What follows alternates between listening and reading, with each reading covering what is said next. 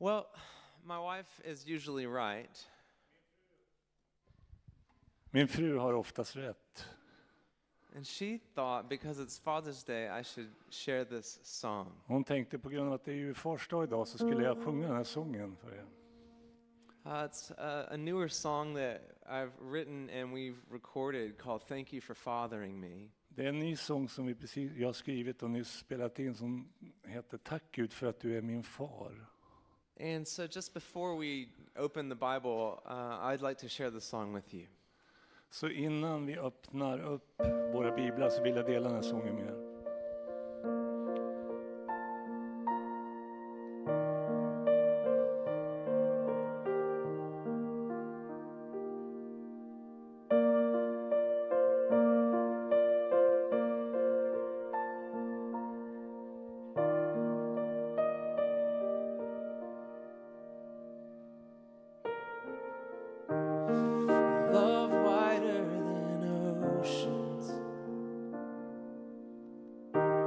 Grace deeper than seas,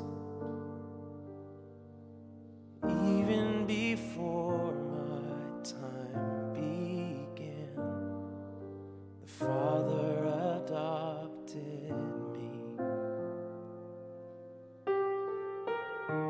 held near to your heartbeat.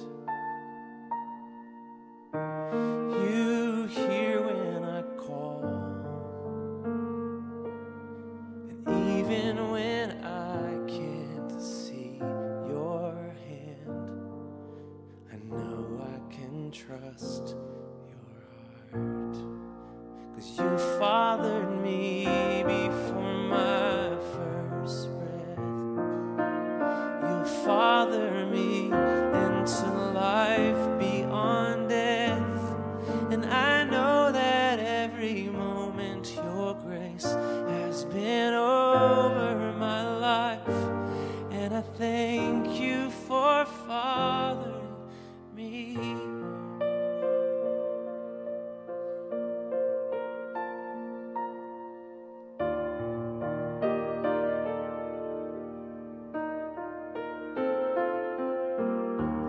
Beyond where my heart goes, life's twisting and turns. Even when I can't hear your voice, I know I can trust your word.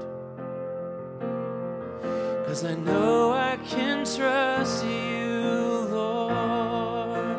'Cause you fathered me before my first breath. You'll father me into life beyond death. I know that every moment your grace has been over my life, and I thank you for fathering me. Could we sing that? You fathered me before my first breath. You father me into life beyond death. Yeah, I know that every moment your grace has been over my life, and I thank you for fathering me. Thank you, Lord.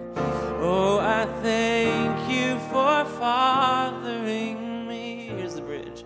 I know I am fearfully, wonderfully made. I know I am fearfully, wonderfully made. I know that every moment your grace has been over my life, and I thank you for fathering me. Come on. I know I am fearfully, wonderfully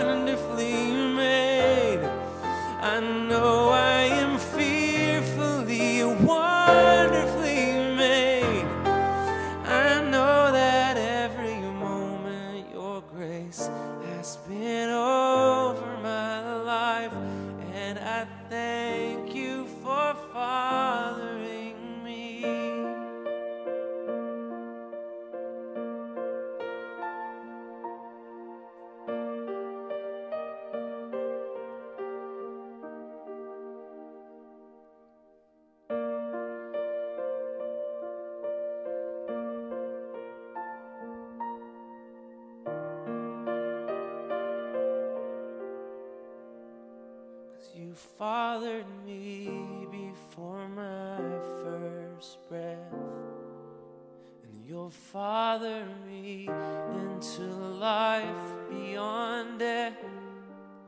I know that every moment your grace has been over mine, and I thank you for fathering.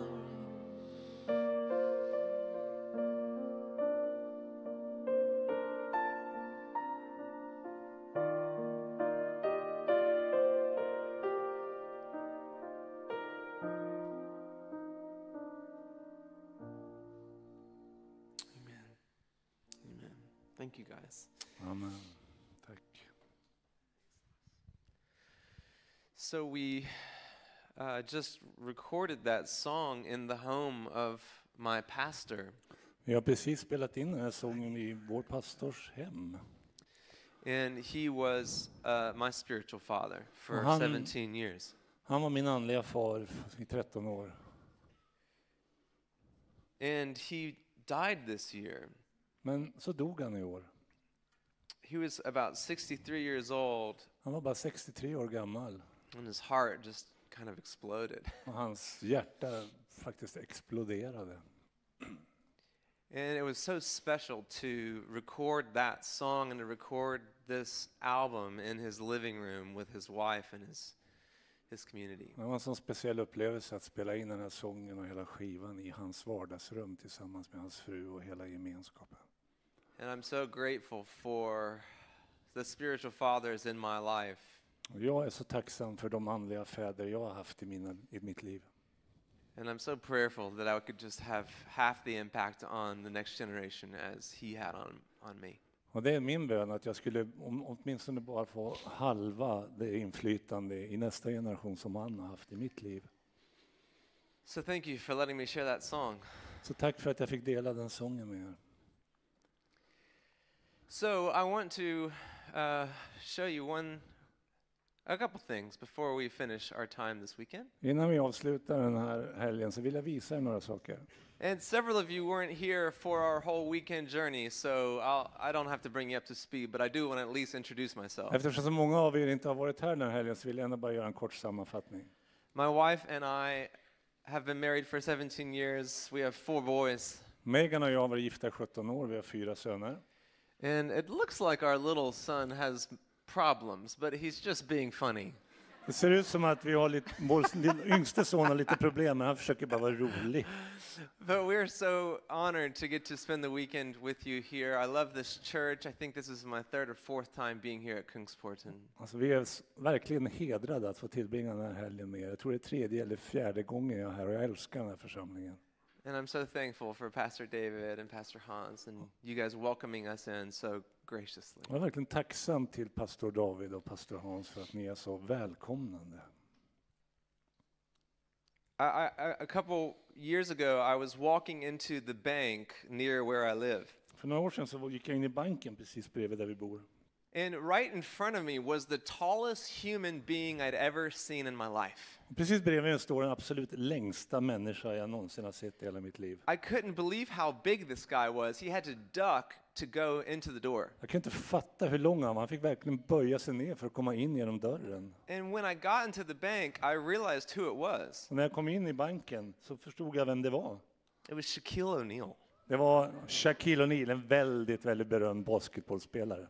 He's a big basketball star in the United States. Alltså han är en stor basketstjärna i USA. And he had just bought a house near where we live. Och han har precis köpt ett hus alldeles bredvid där vi bor.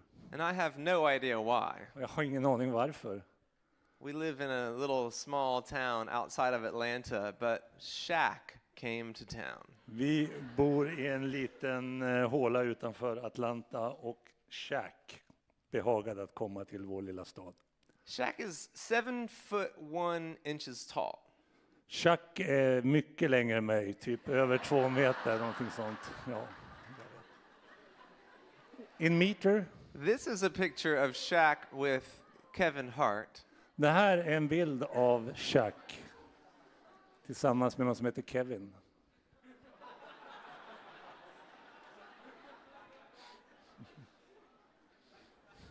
And it made me think about growth gone wild. Och det fick mig att tänka på att det här är växt som har gått lite fel. And Shaq is nothing compared to Robert Wadlow. Men Shaq, han är ingenting jämfört med en man som heter Robert Wadlow. Robert Wadlow is the tallest man that we have medical record of his life. Han är den längsta människa som vi känner till. Robert Wadlow was 8 feet 11 inches, which is 2.72 meters tall. Alltså han var 2 meter och 72 centimeter lång. He weighed 439 pounds, which is 200 kilograms. Han vägde 200 kilo. His shoe size was 37, which in Europe sizes is 71. Hans skostorlek var 71. And his father is 6'1". Hans pappa är ungefär That's my height. 1,85. Ungefär som Aaron.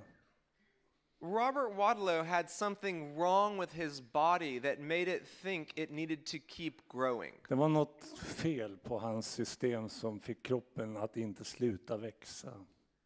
At the age of 12, he had to have braces on his legs. Så vid 12 års ålder så var han tvungen att ha stöd på benen. At the age of 22, he died in 1940. Och han var bara 22 år gammal när han dog 1940. And the doctor said when he died, there was no sign that he was going to slow down growing anytime soon. Och när han dog så sa doktorn att det fanns inga tecken på att han skulle ha slutat att växa. This is growth gone crazy. Det här är en växt som har gått väldigt fel. Our bodies are not supposed to keep growing like this. Våra kroppar är inte ämnade att växa på det där sättet. This means something is gone terribly wrong. Alltså, någonting blev väldigt fel. But my question for us this morning is, why do we think spiritually the point is just to keep growing bigger and bigger and bigger? Min fråga till er den här förmiddagen är, varför tror vi att vi ska fortsätta att växa andligt? Bara växa och växa och växa. We've been talking this weekend about how to have a spirit-led life. Den här helgen har handlat om hur vi lever ett andelett liv. And the tendency can be to think that just means we're going to keep going deeper and we're going to keep going higher and we're going to keep getting stronger. Och vi tänker att det kanske handlar om att vi hela tiden ska gå djupare, vi ska gå högre, vi ska växa till hela tiden. But we only think that because we fail to distinguish between growing and reproducing. Men problemet är att vi har missförstått det hela. Vi förstår inte skillnaden mellan att växa och att reproducera. See, all that Jesus wants to do in us, all the Spirit wants to lead us to, isn't about us just getting bigger, taller, stronger. För det är inte Jesu tanke att vi bara ska växa och bli större och starkare och längre. He actually wants to not just grow us, he wants to multiply us. Det är inte bara att han vill att vi ska växa, han vill att vi ska förökas. And a great story where you see this is in Luke chapter 5. I Lukas 5 så finns det en riktigt bra berättelse på det här temat. Last night we looked at Luke chapter 4 where Jesus is tempted in the wilderness. Igår kväll så tittade vi på Lukas 4 där Jesus frestas i öknen. And this morning I want us to look at Luke chapter 5 where Jesus begins his relationship with Simon Peter. Men jag vill att vi ska titta på Lukas 5 för det är en text som handlar om hur Jesus och Petrus relation börjar. And this is a story that we all probably are familiar with and that we all love. Och den här historien känner vi till, de flesta av oss, och vi tycker mycket om den. But I want us to look at it and just see a couple things this morning. Men jag tänker att det finns ett par saker vi kanske behöver se lite djupare in i den här morgonen. So Lars, maybe you could just read, we don't need to repeat it. You could just read verses 1 through 11. Sure. En gång när han stod vid Genesarets sjön och folket trängde på för att höra Guds ord fick han se 2 båtar ligga vid stranden. Fiskarna hade gått ur för att skölja näten. Han steg i den ena båten som tillhörde Simon och bad honom att ro ut ett litet stycke. Sen satte han sig ner och undervisade folket från båten. När han hade slutat tala så sa han till Simon: ro ut på djupt vatten och lägg ut näten där. Simon svarade, mästare, vi har hållit på hela natten utan att få någonting. Men eftersom du säger det så ska jag lägga ut näten. Och de gjorde så och drog ihop en väldig mängd fisk. Näten var nära att brista. Och de vinkade åt sina kamrater i den andra båten att komma och hjälpa till. Och de kom och man fick så mycket fisk i båda båtarna att de höll på att sjunka. Då kastade sig Simon Petrus ner vid Jesu knän och sa, lämna mig, Herre, jag är en syndare. Ty han och det som var med honom greps av bävan när de såg all fisken de hade fångat. Likaså Jakob och Johannes, Zebedeus söner, som hörde till samma fiskelag som Simon. Men Jesus sa till Simon, var inte rädd. Från denna stund ska du fånga människor. Då rodde de i land, lämnade allt och följde honom. This is a great picture of a spirit-led life. Det här är en fantastisk bild av ett andelett liv. At some point, Jesus gets into your boat. Någonstans i ditt liv så kommer Jesus att komma in i din båt. And he says, let's go over there. Och han säger, låt oss ro dit. And you let him. Och du låter honom få sin vilja igenom. But then things get interesting in this story because Jesus says to go fishing in the deep water in the daytime. Och det som är intressant med den här historien är att Jesus på dagen säger att nu ska vi fiska där det är djupare vatten. In the Sea of Galilee, you catch fish in the shallow water at nighttime. Men det är så här med Galileiska sjön att där fiskar man på natten och man fiskar där det är grunt. Remember how sometimes the fishermen would have been fishing all night and caught nothing? Ni vet, det står ju många gånger om att de har fiskat hela natten och inte fått någonting. Simon Peter is a professional fisherman. He knows what he's doing. Simon, han är proffs på att fiska. Han vet verkligen hur man gör det här. Jesus is a carpenter. Jesus är snickare. And Jesus gets into Simon Peter's boat and says, we're going to go fishing in the deep water in the daytime. Men Jesus kliver i hans båt och säger åt honom att vi ska nu gå ut på djupt vatten och fiska på dagen. And Simon Peter knows better than Jesus. Simon vet hur man gör, hur man fiskar mycket bättre än Jesus. Or so he thinks. Tänker han i alla fall. Have you ever thought you knew better than Jesus? Har du någonsin tänkt att men jag vet nog lite mer än Jesus om just det här? I mean, Simon Peter is an expert after all. Han är i alla fall en expert, Simon Petrus. Teacher, we worked hard all night and caught nothing, but I will do as you say. Mästare, vi har jobbat hårt hela natten, men jag gör som du säger. Sometimes you have to do the ridiculous to see the miraculous. Ibland måste du göra det som är helt knasigt för att verkligen få se det mirakulösa. And see, we would rather stay in the shallow water. In the shallow water, we can be in control. Och vi har ju en tendens att vilja vara på grundvatten där vi har kontroll över saker och ting. In the shallow water, there's probably not a lot to be afraid of. Nothing's going to sneak up on you. Alltså när det är grunt vatten så är det inte så mycket man behöver vara rädd för. In the shallow water, you don't really have to work too hard to keep from drowning. Och du behöver inte jobba speciellt hårt för att undvika att drunkna då det är grunt. But Jesus isn't interested in leaving us in the shallow water. Men Jesus har inget intresse av att vi ska tillbringa vårt liv på det grunda vattnet.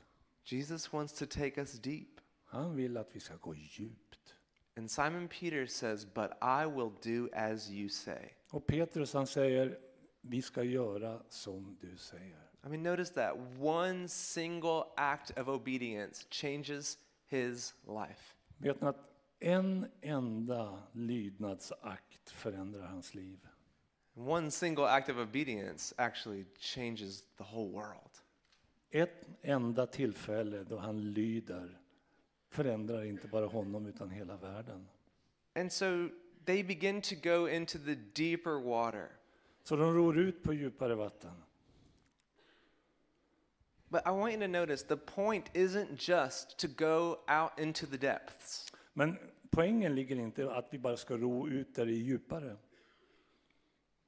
There's a point to going into the deep water, and the point is actually to let down the nets, not just enjoy the depths. Poängen är inte att vi bara ska ut och njuta av att det är djupt. Poängen är att vi ska ut och så ska vi släppa ner våra nät. See, a spirit-led life is going to look like going deeper, for sure. We need to grow up. Yes, absolutely. Ett andefyllt liv, ett andelett liv handlar om att gå djupare, absolut. Vi ska växa på det området. We need spiritual disciplines in our life. We've been talking about this whole weekend. Och vi har pratat hela helgen om hur viktigt det är att vi har andliga discipliner i våra liv. We need to go deep places in scripture, deep places in worship. Let the Holy Spirit do deep things in our lives. Vi behöver låta den helige ande föra oss djupare in i skriften, djupare in i tillbedjan så att det påverkar våra liv.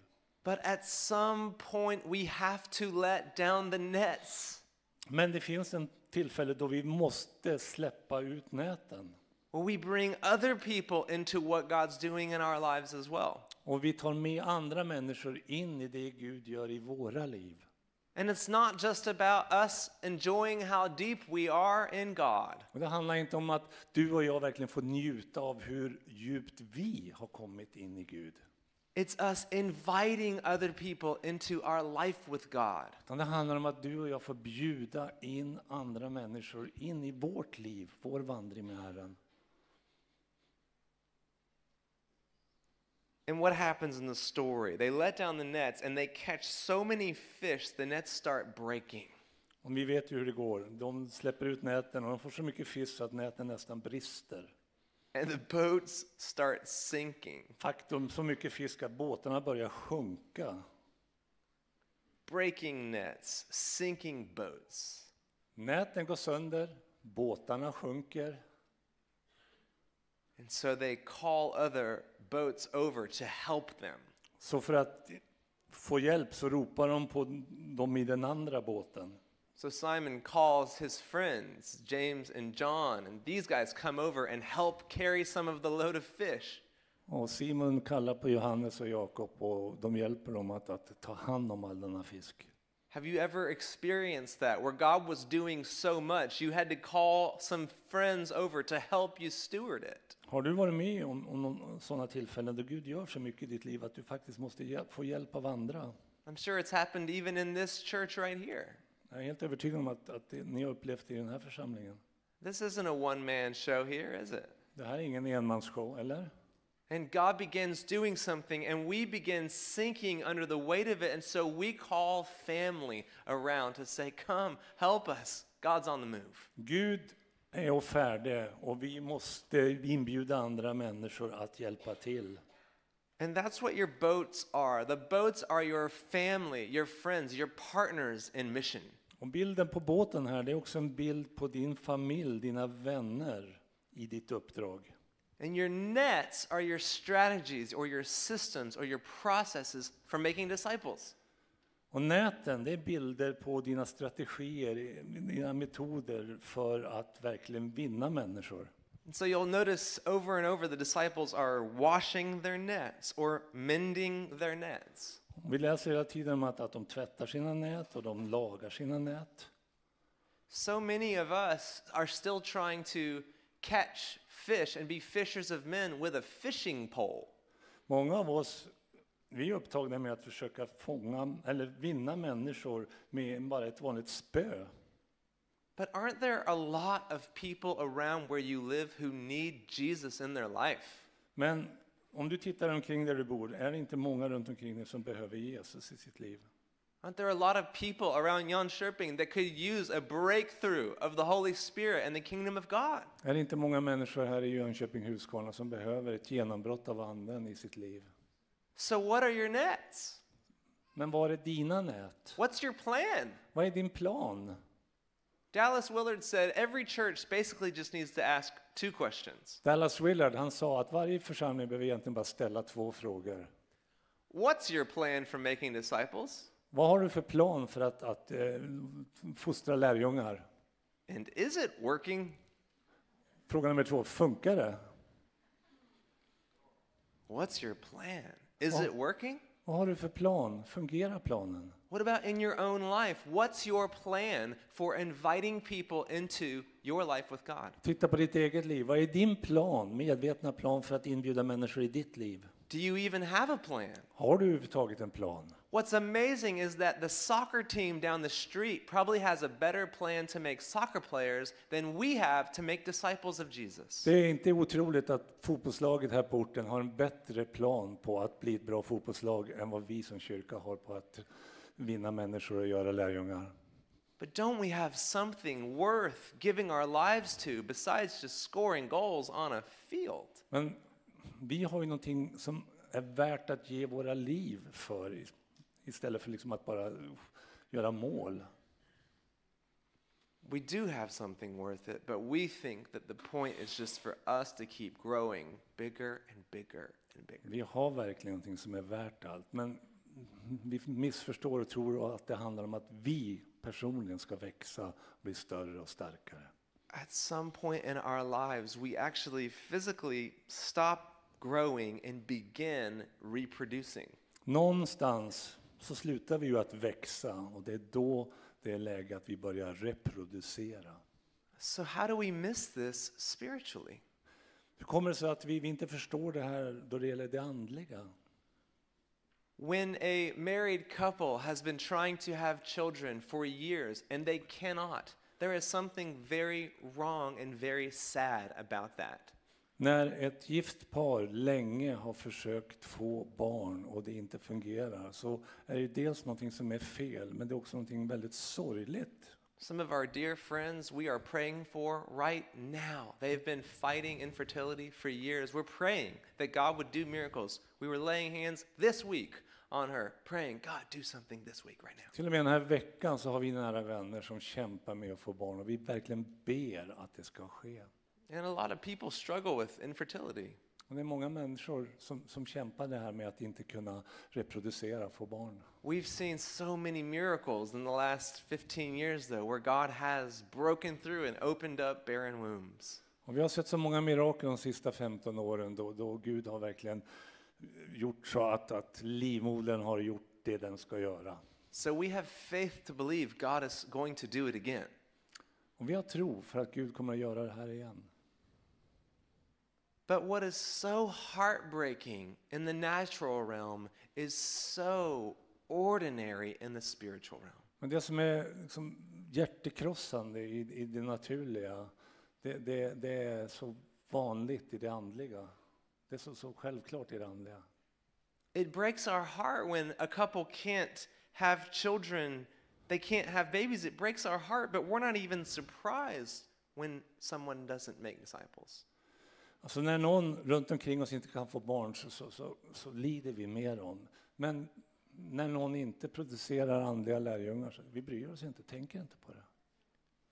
We need a different paradigm of what following the Spirit might look like. Vi behöver helt enkelt tänka om och tänka rätt och förstå vad det här handlar om att vara andeledd. Because if you being led by the Spirit doesn't do anything for anybody else, you are not being led by the Spirit. För om ditt liv, ditt andeledda liv inte på något sätt påverkar människor omkring dig, då är det något som inte är som det ska.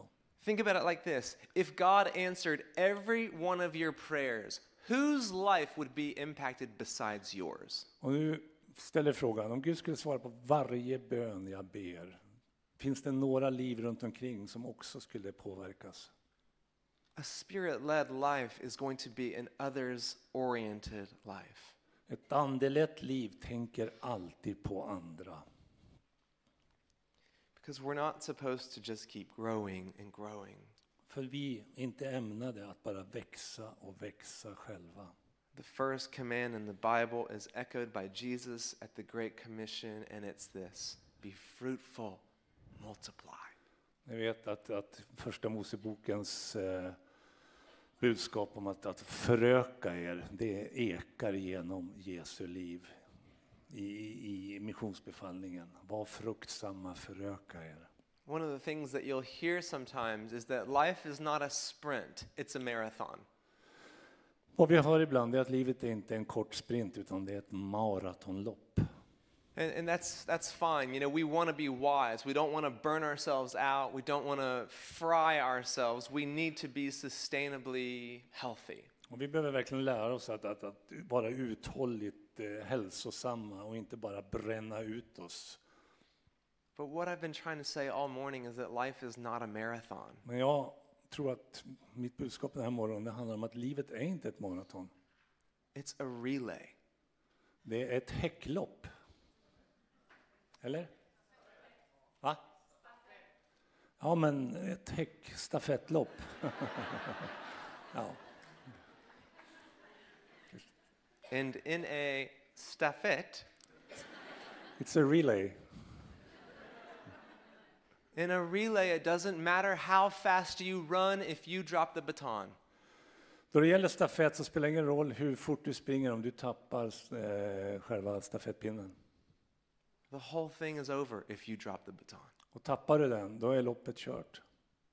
In Psalm 78, it says God wants to do something in our generation that will impact the next generation, which will impact the next generation, even the children yet to be born, that they would tell their children. Och i Psalm 78 så står det om att den här generationen ska influera nästa generation som ska influera nästa generation. Till och med de som ännu inte är födda ska påverkas. It's 5 generations. 5 generationer talas det om. If God's dream for your life isn't any bigger than your time, you have yet to really grasp God's dream for your life. Om inte Guds plan för ditt liv är större än det du har just nu, då behöver du verkligen upptäcka Guds plan, tror jag han sa. You might not need to run faster and run harder. You might need to run a new race. Kanske inte handlar om att du behöver lära dig att springa snabbare eller kämpa hårdare, utan du kanske behöver lära dig att springa på ett nytt sätt. And here's the hard part about discipleship and the opportunity of discipleship. Det här är både liksom det som är lite jobbigt med att vara lärjunge, men det är också den här möjligheten. The hard part is that maybe nobody's ever come alongside you and offered to invite you into their boat. Det jobbiga kan vara att ingen kommer till dig och bjuder in dig i sina liv. I do think that we've had a pretty big failure in the part of the generation before us in terms of making disciples. Jag vill påstå att generationen före oss har inte riktigt lyckats med det här att träna lärjungar. In the US, we have bigger churches than we've ever dreamed of and fewer disciples than we've ever had. I USA har vi större församlingar än vi kan drömma om, men vi har färre lärjungar. And even Bill Hybels, who was just on screen, has been very honest about this at his own church. Och till och med Bill Hybels, som också nyss besökte Sverige, har varit väldigt ärlig och öppen med hur det är i hans församling. Saying they built this huge thing but actually didn't make disciples. Att de byggde den här megakyrkan, men de lyckades inte med att forma lärjungar. Maybe our churches aren't supposed to just keep getting bigger and bigger and bigger and bigger. Det kanske inte handlar om att våra församlingar bara ska bli större och större och större. Maybe our churches should be reproducing and planting and multiplying and sending as well. Kanske handlar det om att vi istället skulle reproducera oss genom församlingsplantering, att skicka ut det bästa vi har, att plantera nya församlingar. And so it can be very hard to have a heart to raise up the next generation when you feel like you were never actually even raised up. Och det är inte så lätt att ha ett hjärta för att vara den här som reser upp en ny generation när du själv inte blir inbjuden. But the beauty of discipleship is that we can be for the next generation what we always wanted from the previous generation. Men det underbara är att vi kan ju bli för nästa generation det vi ville att den förra skulle ha gjort för oss. And you guys right here in Kungsporten Och ni som sitter här i Kungsporten idag could be the last generation where kids are growing up saying, I just never had anyone disciple me. Ni kan bli den sista generationen där barn växer upp och säger och konstaterar att det var ingen som tränade mig till lärjunge. You guys could stop that for good. Ni kan vara de som sätter stopp för det här misslyckandet. What if 10 years from now there wasn't one person in Husqvarna who said, I want to know how to pray, I want to know how to walk with God, I just never had anybody help. Tänk dig 10 år från nu att det finns inte en människa i Huskvarna som säger att jag skulle vilja ha lärt mig hur man ber. Jag skulle vilja ha lärt mig hur man gör. That could happen. Vet ni att det är inte omöjligt, det kan verkligen hända. And you don't have to be brilliant. You don't have to have every spiritual gift. Och du behöver inte vara briljant, du behöver inte ha varje andlig gåva som finns.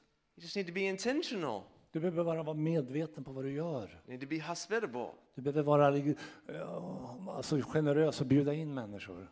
And if you're following the Spirit, this is where He's going to take you. Och sanningen är den att om du följer Andens ledning så är det dit han kommer att leda dig. I want to give you 2 last things and we can be done here. 2 saker innan jag avslutar. In Mark chapter 3, we find Jesus calling his disciples to be with him. I Markus 3 så kallar Jesus lärjungarna till sig. It's at verse 14. I vers 14. Would you mind reading that, Lars? Just the verse 14. Yeah, Mark 3:14. Okay. Han utsåg 12 som skulle följa honom och som han skulle skicka ut att predika. So in my English it says he appointed 12 so that they would be with him. Den engelska bibeln och även våran delvis i alla fall säger att han kallade 12 som skulle vara med honom, leva med honom. I want you to remember that. He appointed 12 so that they would be with him. De här 12 som han kallade, tanken var att de skulle leva tillsammans med honom, gå med honom. This is the beginning of Jesus calling his disciples. He wants them to be with him. Det är så Jesus börjar, det är så han kallade lärjungarna att helt enkelt gå med honom. Okay, now fast forward past all of the miracles and the ministry and the teaching, even the crucifixion and the resurrection of Jesus. Om vi snabbspolar och går förbi allt som hände och till och med förbi korsfästelsen. And if you go from Mark 3 at the beginning to Acts 4, om du bläddrar från Markus 3 till Apostlagärningarna 4, you're going to find a couple of these disciples. Så kommer du träffa på en del av de här lärjungarna. Who Jesus invited to be with him. Som Jesus inbjöd en gång att vara med honom. And they're going to stand up and preach so powerfully. Och du kommer att märka att de predikar så kraftfullt. That it's going to confuse everybody listening. Att alla som lyssnar blir helt förvirrade. And Lars, you can just read verse 13 of Acts chapter 4. När de såg hur frimodiga Petrus och Johannes var och märkte att båda var enkla och olärda män, förvånade de sig. Did you catch that? Uppfattade ni vad som står här? These are untrained, ordinary men, but they recognized they had been with Jesus. Det här är både enkla och olärda män, men man hade insett att de hade varit med Jesus. It's the easiest thing to understand and the hardest thing to prioritize. Just det står, det kände igen den som följeslagare till Jesus, det missar jag att läsa. De kände igen dem som följeslagare till Jesus. Just being invited to be present with people, to be invited to sit at the table with people. Att bli inbjuden att vara med människor, sitta till bords med människor. Being invited to be honest and to be real with people. Att bli inbjuden och verkligen vara ärlig och uppriktig med människor. And guys, like with Facebook and Instagram and Snapchat and Twitter, we think that we're connecting with people, but we're more alone than ever. Och ibland så tror vi genom alla sociala medier, Facebook och Instagram, att vi verkligen har kontakt med andra människor. Och så är vi egentligen mer ensamma än någonsin tidigare. Do you see how powerful it could be if 600 or 700 of you in this town began opening your homes to this town? Förstår ni vilken kraftfull åtgärd det skulle vara om 600-700 av er här i Huskvarna verkligen öppnade upp era hem? And you stopped seeing your home as a refuge from the world. Och du slutade se på ditt hem som liksom en fristad från världen runt omkring. And you started seeing your home as a refuge for the world. Och du slutar se på ditt hem som liksom en fristad från världen runt omkring. Where we bring people in and we're real. Vi bara bjuder in människor och vi är precis som vi är. And we let them see we hurt too. Och de får se att vi är också sårade. We blow it too. Vi misslyckas också. We need mercy too. Vi är också i stort behov av barmhärtighet. Because in the Bible you just don't see a whole lot of piety. You see a lot of honesty. För därför att i Bibeln så vad vi ser, det är inte så mycket helighet, utan vi ser väldigt mycket ärlighet. But in our churches we don't show honesty. We show perfectness. Men är det så att vi i våra församlingar visar upp en fasad, en perfekt fasad, istället för att vi egentligen är ärliga med varandra? And so the world thinks that the church is judgmental, hypocritical, arrogant. Och kanske är det därför en del uppfattar kyrkan som en fördömande plats där människor tror att de är bättre än andra. But what if we could one by one invite people into our homes and say, we're just like you? Men tänk styrkan i att vi bjuder in människor i våra hem och de får se att vi är precis som alla andra. We're just trying to figure out how to walk with Jesus down this hard road. Och vad vi försöker lista ut är hur vandrar man egentligen med Jesus i vardagen? One of my favorite paintings in the world is by Rembrandt. En av mina favoritmålningar det är en som Rembrandt har gjort. And this is the return of the prodigal son. Och det handlar om den förlorade sonen som återvänder. He painted this at the end of his life when he was an old man. När han var gammal, det här är i slutet av hans liv som han målade den här. It's one of the most beautiful pieces of art I've ever seen. Det här är en av de absolut vackraste målningar jag i alla fall någonsin har sett. And there's so much you can look at within this painting. If we had it in high def, you could zoom in and see amazing things that Rembrandt did in this painting. Om vi hade en riktigt högupplöst bild så är det så mycket detaljer som vi skulle kunna se om vi kunde bara zooma in. You can see how one of his shoes has just completely come off. It shows how hard his journey has been. Och man ser liksom att en av hans skor har ramlat av och man förstår att han har haft en lång och tuff resa. You can see in the Father's hands how one of his hands is strong and powerful and one of them is tender and maternal. Och du kan se på Faderns händer att en hand är stark men den andra är öm. You can see how all of the light and warmth is coming from the Father. Och du ser att ljuset och värmen i bilden utstrålar från Fadern. And then you can see in the shadows these figures who are watching on. Så kan du se att i skuggorna så står människor och iakttar. There was a Swedish hero of mine named Henry Nouwen. Det finns en svensk hjälte som heter Lasse... Henry Nouwen. What? Henry Nouwen. Henry Nouwen? Yeah. Is he Swede? Yeah. He- Oh, he's Dutch. yes. Dutch. It's all the same. Holländare, svensk, spelar roll. Dutch, that's right. Henry Nouwen was a Catholic priest who was so enamored with this painting that he went and spent a month gazing on it. Den här katolska prästen Henry, han var så tagen av den här målningen att han tillbringade en hel månad att bara betrakta den. And he would sit in the gallery of the museum in Russia where the painting was. He'd sit in the corner and watch the light go across it all day.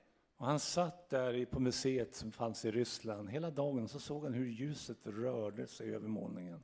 And he wrote a book called The Return of the Prodigal about his engagement with the parable of Jesus through this painting of Rembrandt. Och allting resulterade i en bok som han skrev på grund av den här upplevelsen han hade med tavlan som handlade om den förlorade sonen. And in his book, which is just an incredible book, he basically says this.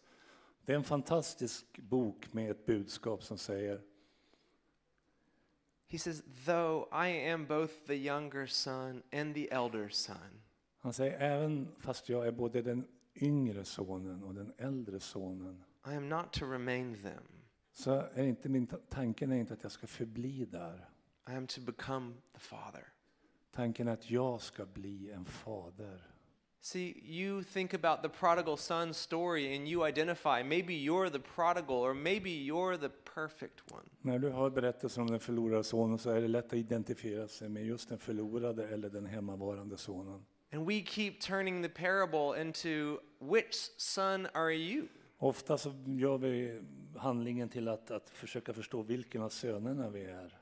But both of those sons are lost. Men sanningen är att båda sönerna var förlorade. Even the one who is at home is distant from the father. Även den son som har varit hemma hela tiden, det är en distans mellan honom och fadern. And the father says to him, have I not been with you all this time? Och fadern säger, men jag har ju varit med dig hela denna tid. Everything I have is yours. Allt som jag har är ju ditt.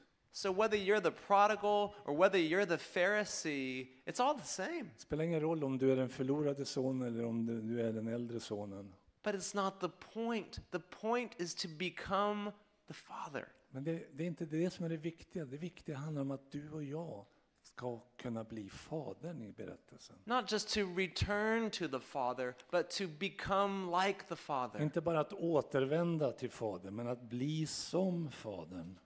So do you want to be like the father?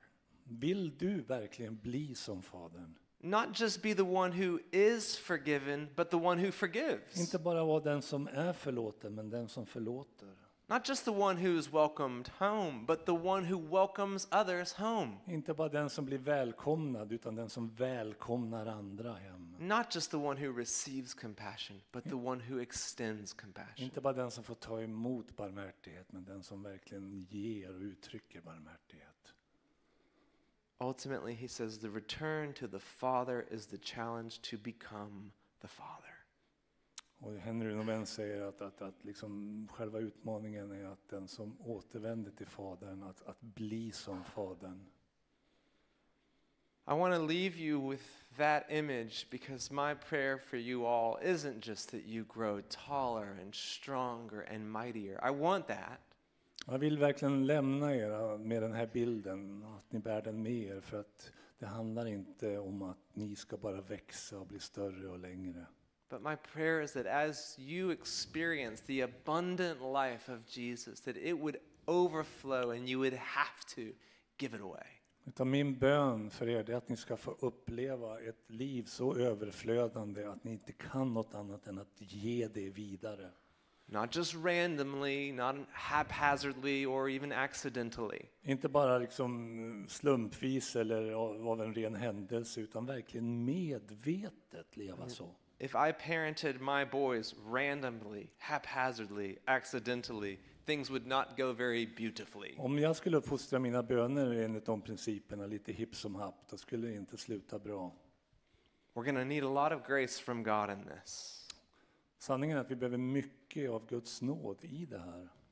But he's looking for us to partner with him.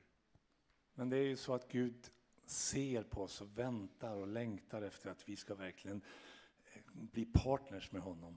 Ricard and I were just speaking about this. Grace is not opposed to effort. Rickard igår pratade om att det här med nåd ska inte behöva vara ansträngning.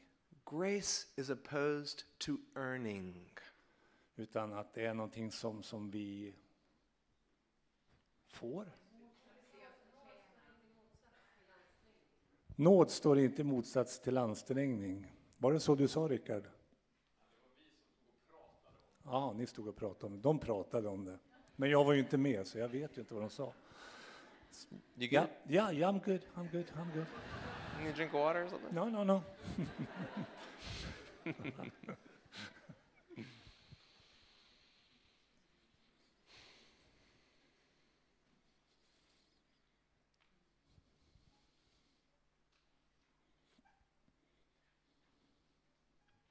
The city doesn't just need a bunch of know-it-all Christians.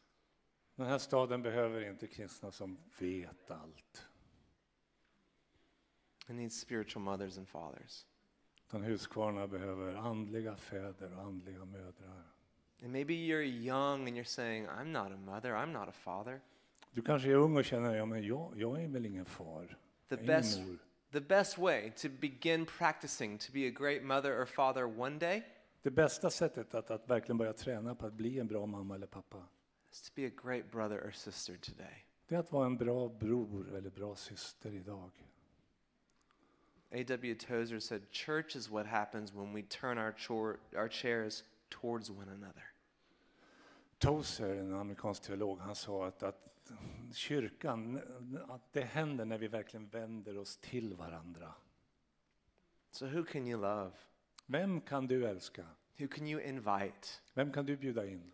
Who can you bring along with you? Vem kan du ta med dig? Discipleship isn't something that you put on your calendar. It's how you do everything on your calendar. Lärjungaskap är ingenting du skriver in i din almanacka, utan det är någonting som händer över hela din... In the same way, we just take our kids with us to the store. Jag menar, precis som vi tar med våra barn till affären. You might go, I don't have time to sit and have coffee with someone once a week. Och Well, bring them to the store. Och du tänker, ja, men jag har inte tid att sitta ner och fika med någon en gång i veckan, men ta med dem när du handlar.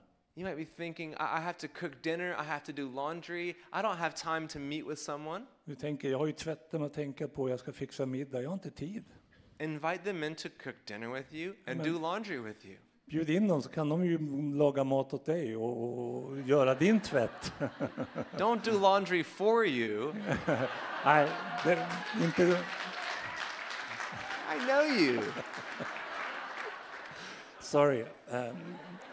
Vi kan göra det tillsammans, självklart, var det så han tänkte. Make this so difficult for me.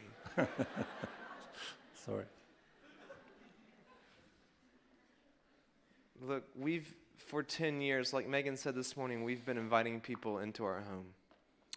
Megan sa i morse att under 10 års tid så har vi bjudit in människor in i vårt hem. And we've taken these worship leaders out on the road and we've led worship at events. Och vi har tagit med lovsångsledarna ut när vi har varit ute och rest, och vi har tagit med dem på konferenser. We've opened the Bible and studied the Bible for hours, for weeks and months. Och i timmar och veckor och månader så har vi läst Bibeln tillsammans. We've hung out with celebrities and had Chris Tomlin and Tim Hughes and all these big shots speak into our group. Och vi har inbjudit och umgåtts med kända lovsångsledare som Chris Tomlin och Tim Hughes, och de har kommit och talat till oss. But every time we ask them at the end of the journey, what was most helpful to you? Men varje gång vi frågar de här människorna som vi leder, vad är det egentligen som har varit mest till största hjälp för dig? Nobody ever says it was my Bible teaching. Så det är ingen som säger att ja, men det var ju dina bibelstudier. But I was really good. Men jag var så bra. Nobody ever says it was hanging out with Chris Tomlin. Ingen säger att det som verkligen var det bästa, det var att få umgås med Chris Tomlin. Nobody ever says it was so cool being in the arena leading worship. Eller ingen som säger att det var så häftigt det här att få leda lovsång i den här stora arenan. Do you know what every single person says? Vet du vad varenda en av dem säger? It's just amazing to be in your home. Vet du att det var så fantastiskt att bara få vara med i ert hem. To be in your family. Att vara en del av er familj. To be in your community. Att vara en del av gemenskapen. You can do this. Vet du att det här kan du göra. God will help you. Och Gud kommer att hjälpa dig. The Spirit will lead you. Och anden kommer att leda dig. And we will be cheering for you. Och allt det kommer att förändras. Amen. God bless you guys. Thanks so much. Gud välsigne er. Tack så mycket.